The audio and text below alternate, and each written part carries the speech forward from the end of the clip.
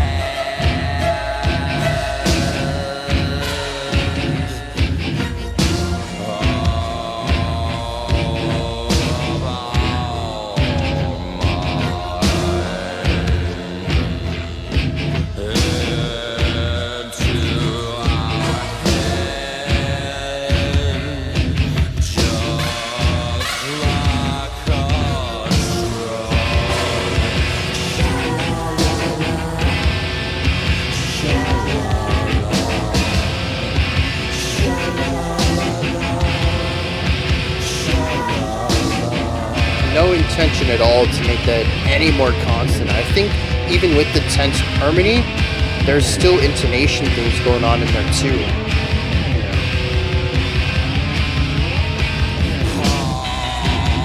It's interesting how small the songs sound without the vocals. They take up so much space and the reverb makes them feel bigger too.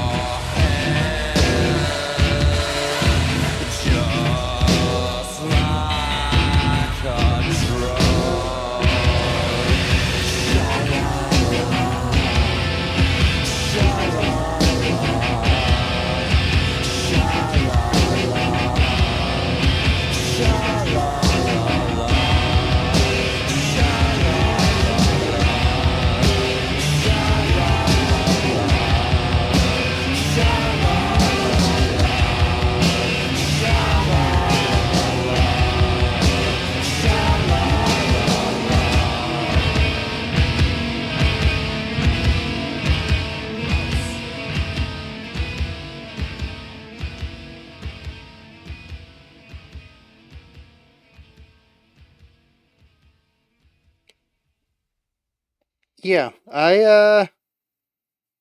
this song has not changed my opinion on Swans at all. Artistically interesting, sure. I have a lot that I want to talk about and bring up on this song, kind of diving into what it's doing and how it works and all of that, but in no ways am I wanting to listen to more Swans. I find them interesting from arm's reach. Something that I don't mind being exposed to every once in a while, but nothing that stands out to me as something I would enjoy in any capacity outside of an artistic one.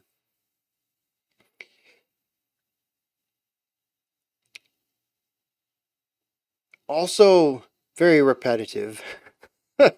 There's two main ideas in here, and one of those exists for only a short amount of time.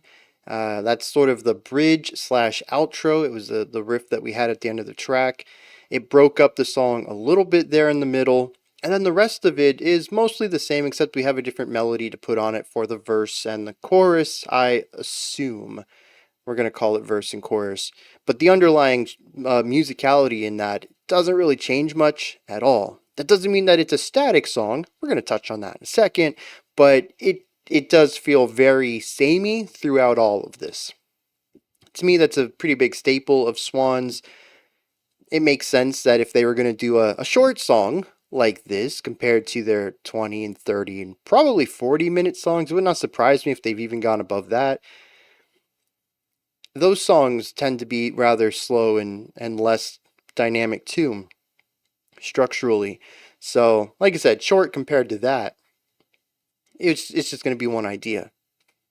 That's just how Swans works. So, let's dive into some of this, see what's going on here. I mean, first of all, I think it's impossible not to focus on the stomping beat of this. It's just consistent all the time, dropping that one sound all the time, consistent, always doing it. The whole song is about this just locked beat. And it's sort of this big burst of low end energy. I think there's certainly a bass guitar in there. I think there's also a low guitar. Maybe down tuned, maybe it's a sevener string guitar. It's got that lower one. I don't know. It's super low, very meaty, but it has a brighter timbre to it that I don't think you're typically going to get on a bass guitar with those fatter strings. And so I do think that there's a dual instrument thing going on there. And it just keeps the song pulsating almost.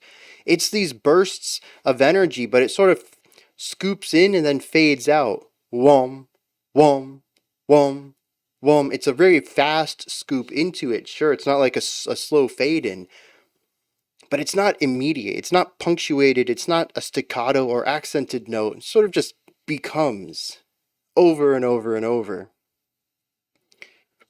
I find that to be a really interesting texture on this song. I'm not sure what it means, but it's something that's felt.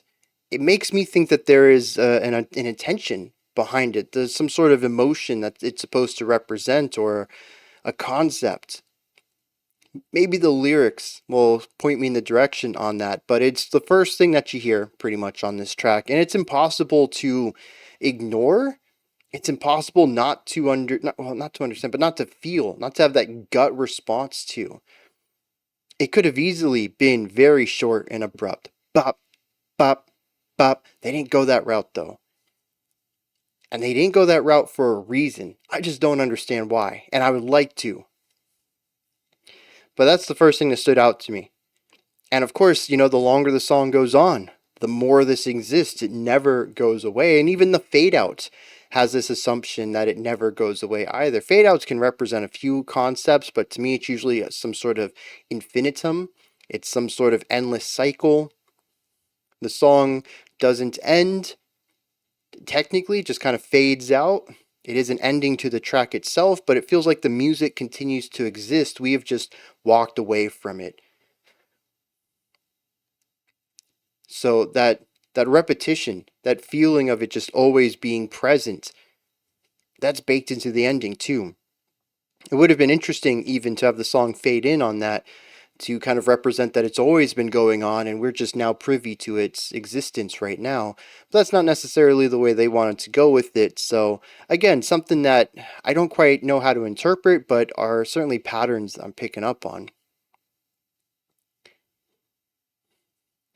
The other thing that immediately pops up is the stingers, all of them.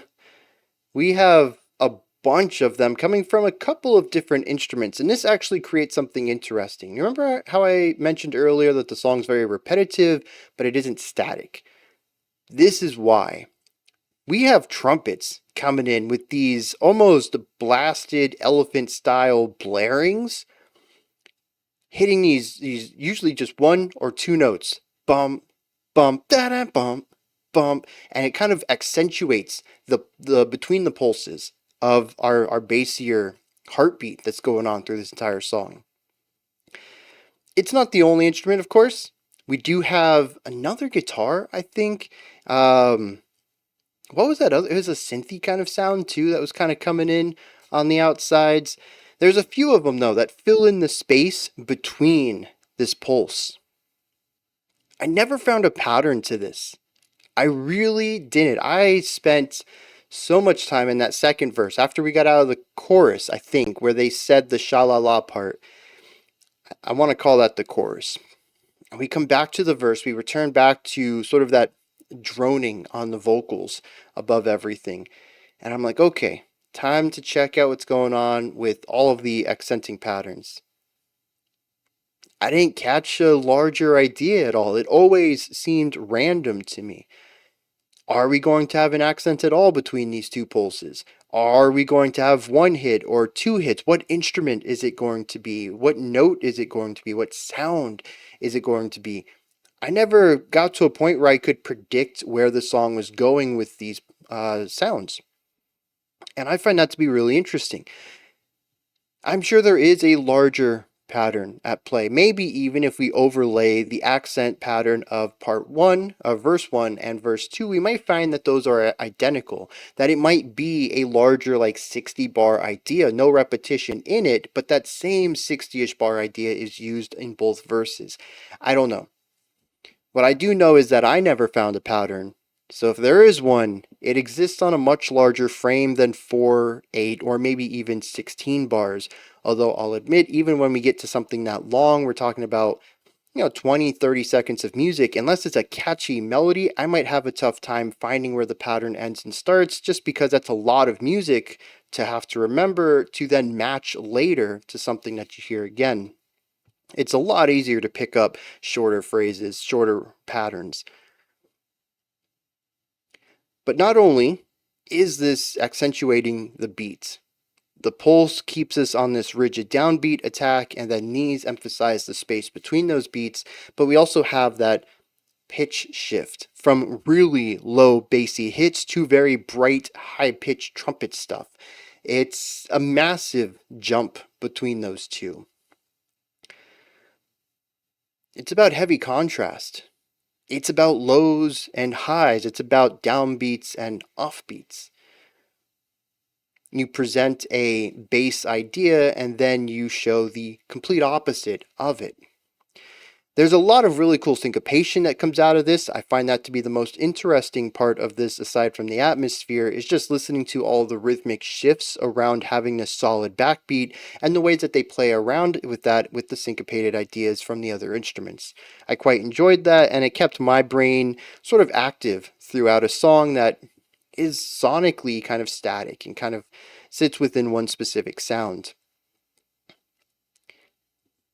I'll take that. A little bit of a silver lining there, I suppose. Usually when it comes to Swans, I find my mind sort of wandering at times, which is probably the right way to listen to Swans, as they like to play around with slow-moving ideas, slow burns, drone, that kind of stuff.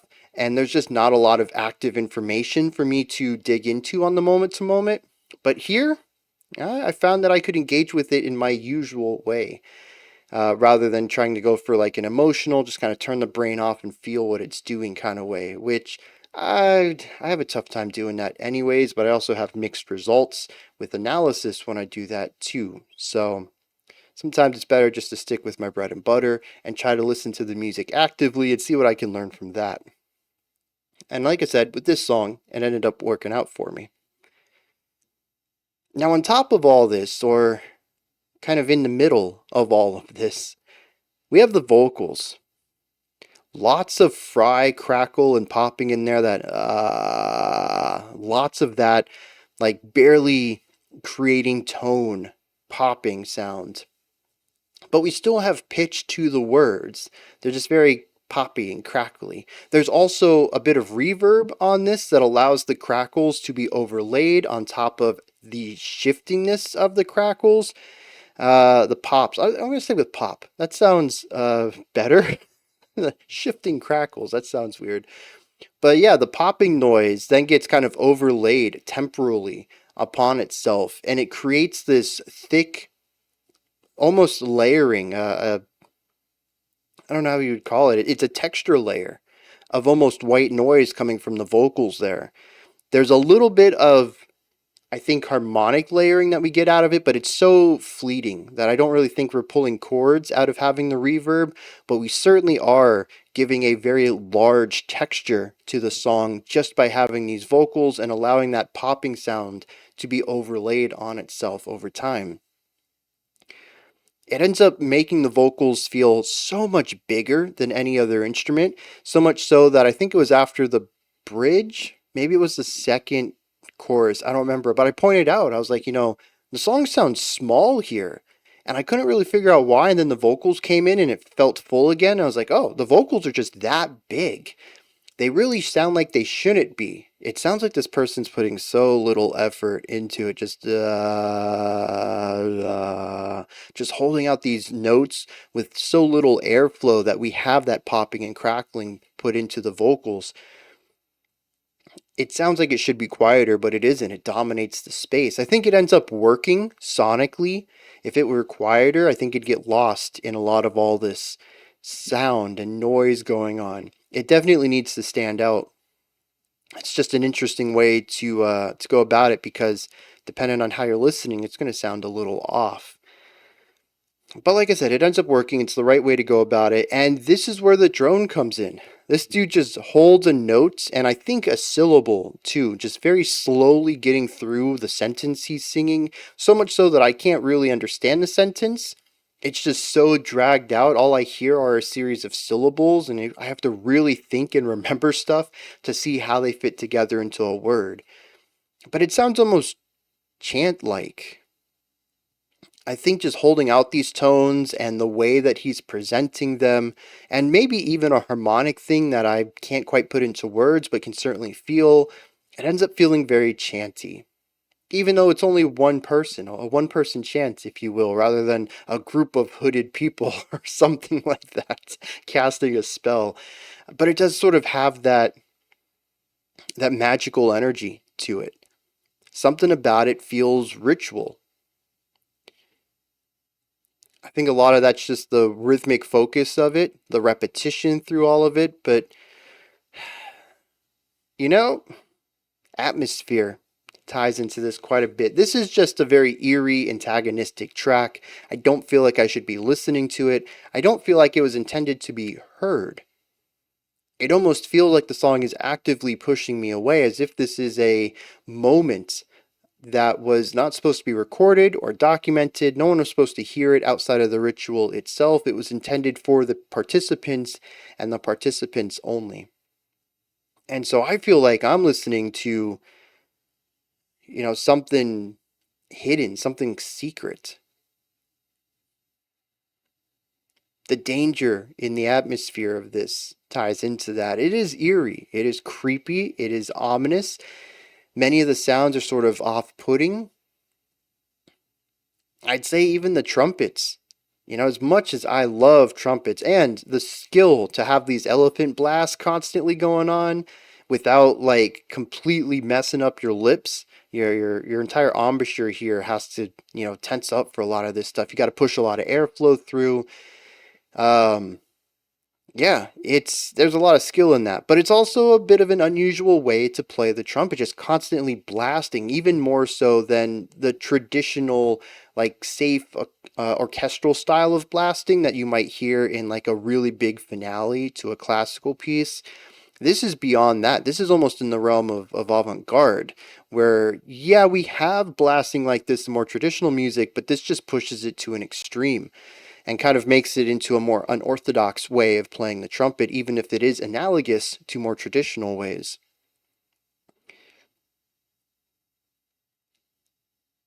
But yeah, even the sounds of the trumpets sort of push the listener away. This is not normal sounds for people to listen to. In a sense, that's subject. What is normal, right? But that general idea here that this is not intended for personal consumption. This is not intended for pleasurable listening. This was designed for this event and it happened and it was over and somehow it got recorded and now I'm listening to it and I don't feel like I should have ever got access to this. That's my feeling while listening to a lot of this. And that comes from the atmosphere. It really does. The way that the song plays around with harmony, the instrument choices, the timbre choices, I mean, even talking about harmony, the chorus itself, the sha-la-las are incredibly tense. I mean, we have tension throughout this entire song. There isn't a bit of this that feels fully resolved, that feels happy or positive in any way. It's a heavy track, layered with dissonance in places. But here in the sha-la-la part, they just really lean into that. And I don't even think it's necessarily just that the chord itself is tense. I'm also listening to the vocalist Gira. Michael Gira? Is that his name? We haven't talked about Swans in a while. I think that's the vocalist's name. Anyways, his vocals, particularly against the feminine vocals, feel out of tune. It all like the feminine vocals are, I think, generally in tune as far as that their intonation is that they're hitting the pitches they're aiming for. Just that the intonation, there's not the intonation, the intervals between the notes are something that is a bit less stable. It's creating that tension, that dissonance in the chord itself. But the male vocals that come through are, yes, picking a note that adds to the instability, but I think they're also just a hair bit flat too, amplifying the dissonance in this chord. It's really leaning into something that feels tense and uncomfortable, and once again, antagonistic to me, as if the song is at this point really saying, you should not be listening to this. And I'm doing everything I can to make you not want to listen to it, to make you want to turn it off. I think it does a good job of that. Like I said at the end of the reaction, starting the analysis, this is not anything I'm going to want to return to. It doesn't sell me on Swans being a band I would enjoy. I enjoy the artistic integrity to it. I enjoy how they go about creating atmospheres and sounds and textures. Everything in here is ridiculously cohesive. This is a strong work of art, but I don't enjoy the way I feel listening to it, and I believe that's intentional. They do a fantastic job at creating these sonic soundscapes that just, they're unconventional, but they're effective. Right? This isn't like avant-garde music where I don't get what they're doing. This isn't free jazz where none of it makes any sense. It's, in a sense, a sort of perversion of standard compositional techniques, doing everything right with the wrongest sounds, with the darkest sounds, in a way that is obviously creating congruent music, but congruent music that I don't want to listen to, that actively feels like it doesn't want me listening to it. I think when people think of anti-music, they think of just random chaotic sounds, but this I think is fits that bill too, a sort of inverse of popular music, of mainstream music, I think might be a better term. There's a lot in here that reminds me of alternative rock and metal. I can hear some Deftone influences in here, or maybe the other way around. I don't know who came first. I know Swans is quite a bit older. I just don't know where this song particularly comes out. The album is a 2020 remaster. Oh, 1987. Oh, whoa, geez, pre-Deftones by a long shot. um, even pre-Bryan. Jeez. Um, but anyways, I hear what Deftones would eventually make with their alternative metal. Very texture-heavy, dark, ominous kind of music. In fact, we checked out something from White Pony last week. I don't remember what the song was called. And actually, that track, I'll put a thing up here. You can click the button if you want to go check that one out. That song actually has a lot of similarities with this, except it's written in a way that kind of makes me feel like I should be listening to it. It's still darker, it's still heavier, it's still ominous and eerie in places, but it doesn't feel like it's antagonizing me. It doesn't feel like it's trying to make me run away. It's just dark, mainstream music. Like I said, this is sort of the inverse of this. I can feel how everything clicks and works together in conventional ways. It's just the end result is one that feels like it should be a tape buried in some forest, and I just happened to come upon it, and I should never have done that, and I should never have put it into a tape player. Now I only have 7 days left to live before, I don't know, Michael Gira comes out of the tape player crawling out, chasing me down like Samara from The Ring. It's an interesting way of creating music, and I think they just do a phenomenal job of it, even if at the end of the day it makes me never want to return to it. Let me dive into the lyrics here, see what's being sung about, and then we're going to wrap this one up. I kind of feel weird bringing up rituals and I guess just chanting in general, because this is very chant like. All of the verses use the same exact rhythmic flow. I don't know if that's true in the song, because like I said, it's just a lot of held out, drony pitches as far as the vocals are concerned. But at least in reading it as poetry, it's just groupings of 4 syllables over and over. And they're all sort of the same. There's a lot of overlap here. Let me just start with verse 1. You can kind of see how this works. Out of our head, out of our mind, into your hands, into your eye, warm in your mouth, warm in your mind, warm in your belly, just like a drug. This is how every single verse works. It's 7 descriptions of this drug and its placement in and around and on and through the body, different parts of it, and then ends with just like a drug. Now, even these body parts get reused. We look at verse 3. We have hand, mind, belly, face, mind, and head. Most of those showed up in verse 1. A couple of those show up in verse 2, which is tongue, hands, floor, mind, head, mind, head. Oh, I didn't catch that the first time. Nothing else really repeats. No, none of the other verses have any repetition, but verse 2 does mind and head, followed by mind and head. The refrain is just sha-la-la.